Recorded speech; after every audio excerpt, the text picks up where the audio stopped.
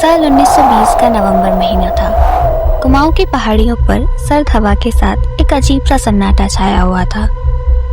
आसमान नीला था, लेकिन हवा में एक ठंडी गुनगुनाहट, जैसे कहीं दूर कोई फुसफुसा रहा हो। आरोही चौहान 22 साल की एक सीधी सादी लड़की अपना पिता के साथ रुद्रकुंड शहर में आई थी। यहाँ एक नया स्कूल खोलने का प्लान था, पर उन्हें क्या पता था ये जमीन स्कूल नहीं, राख और खून का इतिहास संभालने बैठे हैं। गांव वालों की जुबान पर एक नया नाम था, जिससे पूरा गांव डर जाता था। पुराना रुद्रकुंड मठ। पुराना धर्मशाला और मंदिर का संगम, अंधेरा, टूटे हुए स्तंभ और इतना गहरा सन्नाटा कि अपनी सांस भी ज्यादा लगती है। लोग कहते हैं रात को मठ के अंदर मंत्र नहीं, उल्टे मंत्र गूंजते हैं और एक औरत की चीख जो कभी रुकती नहीं है। आरोही सोचती है शायद गांव की पक्की अफवाह होगी, पर अफवाह नहीं थी, पकड़ थी, और वो पकड़ अब आरोही तक पहुंचने वाली थी। एक शांत दोपहर आरोही पहाड़ियों पर स्केच बना रही थी। नीचे से घाटी की हल्की सी आवाज आई। आरोही पलटकर देखती है, एक पतला भूखा सा साधु खड़ा हुआ था। आंखें लाल, चेहरा पीला और सांसें ठंडी। वो धीरे धीरे बोलता है, बिटिया मठ के अंदर मत जाना। आरोही के हाथ रुक जाते हैं। क्यों? साधु का गला घबराता है। वहां भैरवी बंद है, एक ऐसी महिला जिसका रूह कभी बुझा नहीं। आरोही हल्की से हंसती है। मैं भूत प्रेत में नहीं मानती। साधु का चेहरा पीला हो जाता है। वो चिल्लाता है, तभी तो वो तुम्हें देख रही है। आरोही सर गई। कौन? साधु डगमगाती उंगलियों से दूर पहाड़ी की तरफ पॉइंट करता है। आरोही देखती है। दूर पहाड़ी के बीच एक लाल साया खड़ा था, बिल्कुल सीधा, बिल्कुल चुप, और जैसे आरोही की नजर उस पर पड़ती है, साया धीरे से मुस्कुराता है और हवा के एकदम बर्फ हो जाता है। कुछ दिन बाद क्यूरियोसिटी आरोही को खींच लेती है पुराने मठ के गेट तक। दरवाजा धक्का देती है।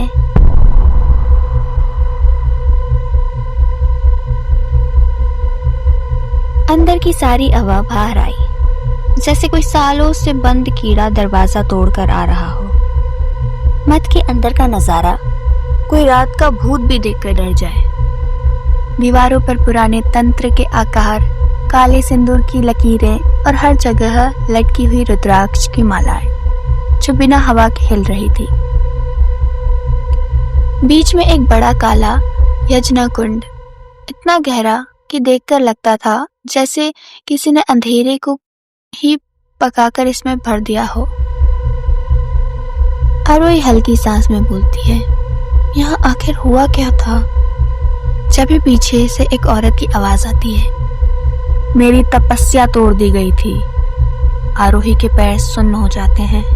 वो पलटकर देखती है, कोई नहीं, बस रुद्राक्ष की मालाएं हिल रही थी, मगर इस बार हर एक माला से एक हल्की सी घंटी की आवाज आ रही थी, जैसे कोई उन्हें उंगलियों से छू रहा हो। रात को 2 बजे आरोही नींद में उल्टी सांस लेती है। रूम की खिड़कियां अपने आप खुल जाती हैं।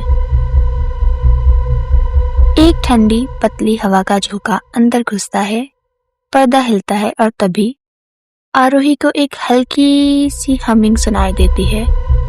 ओम ओम, लेकिन आवाज उल्टे जैसी चल रही हो, जैसे मंत्र को तोड़कर कोई नया बुरा मंत्र बना दिया था वो। आरोही पलटकर देखती है। रूम के कोने में एक लाल साया बैठा था। लंबी, बहुत लंबी औरत, उसके बाल जमीन को छू रहे थे, चेहरा जरा सा टूटा हुआ था और आंखें बिल्कुल खाली। औरत धीरे से सर उठाती है। उसके हाथ पर ट्रस्ट टपकता है। मुस्कुराहट।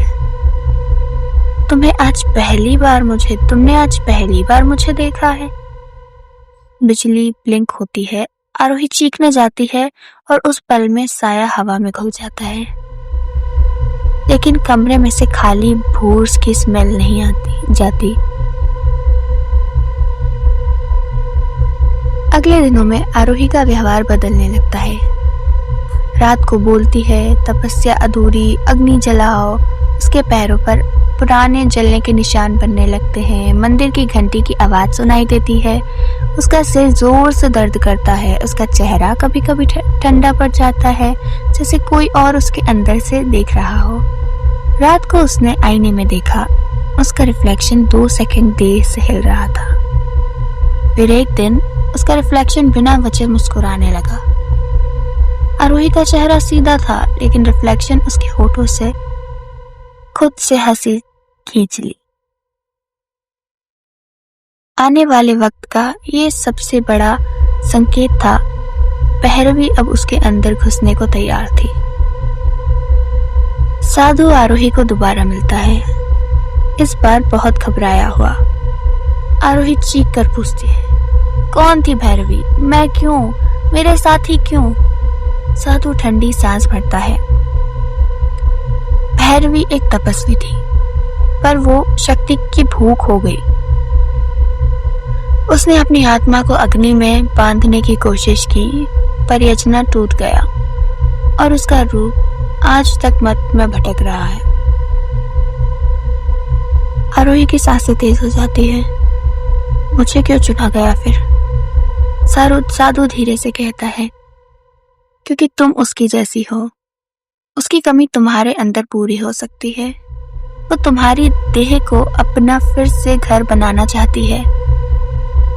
आरोही का दिल बिल्कुल टूट जाता है, लेकिन हकीकत यहाँ से बहुत ज्यादा भयानक होने वाली थी। रात 12 बजे अचानक आसमान काला पड़ जाता है। हवा तूफानी, गांव के सारे दिए बुझ जाते हैं। पुराना मत का दरवाजा अपने आप खुल जाता है। आरोही जैसे किसी ने धागा बांध रखा हो, उस तरफ चल पड़ती है। मत के हॉल में पहुंचते ही रुद्राक्ष की सारी मालाएं हवा में गोल गोल घूमने लगती हैं। बीच में काला अग्निकुंड जल जाता है। उसमें से लाल धुआं निकलता है। धुएं में से एक औरत रूप बनाती है, भैरवी, जिसकी आंखें जैसे कच्चे लहू से भरी हो। वह आरोही की तरफ हाथ बढ़ाती है। आओ, तुम मेरा अधूरा रूप हो। आरोही के पैर जमीन से उठ जाते हैं। उसके बाल हवा में फैल जाते हैं। उसकी आंखें काली पड़ जाती हैं। आरोही 2 आवाजों में बोलती है, एक उसकी, एक भैरवी की। मैं तपस्या पूरी करूंगी। साधु डूबता हुआ हॉल में आता है। मंत्र जाप करता है। अग्निकुंड फटने लगता है। लाल धुआं आरोही के सीने में घुसने की कोशिश करता है। आरोही जोर से चीख कर बोलती है, मुझे अकेला छोड़ दो। हॉल की दीवारें धड़कने लगती हैं। मालाएं टूटकर जमीन पर गिरती हैं। आरोही से एक सफेद रोशनी निकलती है, पवित्र, शुद्ध, उसकी अपनी। रोशनी भैरवी को पीछे फेंक देती है। भैरवी चीखती है, तुमने तपस्या तोड़ दी। रोशनी बढ़ती है। पूरा मत चमक उठता है और एक धमाके के बाद सब कुछ शांत। भैरवी का लाल साया हवा में बिखर जाता है। उसने मुक्ति पा ली। आरोही वो बेहोश गिर पड़ी है। सुबह रुद्रकुंड का आसमान साफ था। मत में पहली बार शांति थी। रुद्राक्ष की मालाएं बिल्कुल सीधी लटक रही थी। आरोही जिंदा थी, भैरवी आजाद थी और रुद्रकुंड में अंधेरा आखिर उदास होकर चला जाने के मजबूर हो गया। तो दोस्तों, ये थी आज की कहानी। अगली कहानी के लिए आप चैनल को सब्सक्राइब करें और कल रात को 8 बजे फिर एक नई कहानी के साथ मिलते हैं। Bye bye.